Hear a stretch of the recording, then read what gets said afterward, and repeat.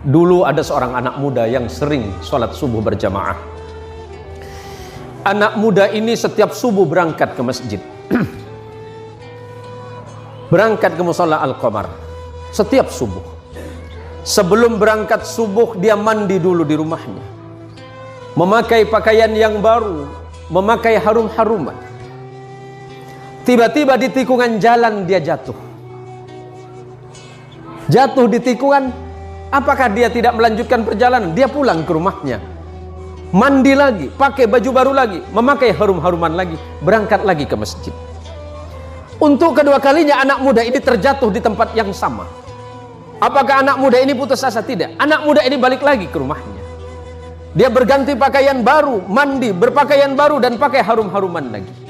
Dan ketiga kalinya dia berada di tikungan jalan di tempat dia jatuh semula dari pertama dan kedua kali, tiba-tiba ada orang tua yang sedang memegang lampu. Orang tua ini bertanya kepada anak muda ini, "Wahai anak muda, kamu mau kemana?"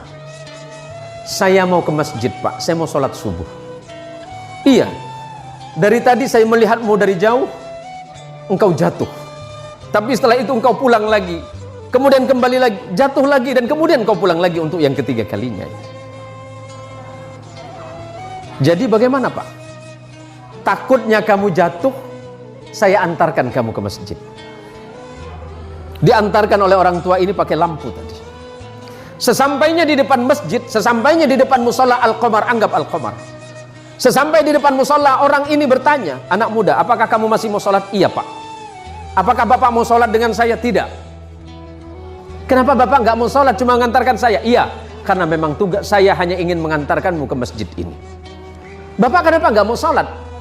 Orang ini berkata, "Karena aku adalah syaiton." "Kenapa, Pak? Kok bisa?" "Iya. Hei anak muda, kamu tahu tidak yang menjatuhkanmu satu kali dan dua kali itu siapa? Itu saya." "Bapak siapa?" "Saya setan." "Tapi kenapa kalau memang Bapak setan masih mengantarkan saya ke masjid ini?" Apa jawaban setan? "Nak muda, ketika engkau tadi berangkat dari rumahmu dan aku jatuhkan di tikungan itu dengan harapan agar engkau tidak datang ke masjid, agar engkau tidak sholat berjamaah.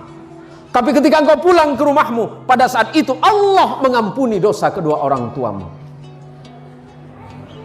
Orang tuamu yang sedang berada di alam kubur, Allah ampunkan dosanya karena sebab engkau yang datang ke masjid.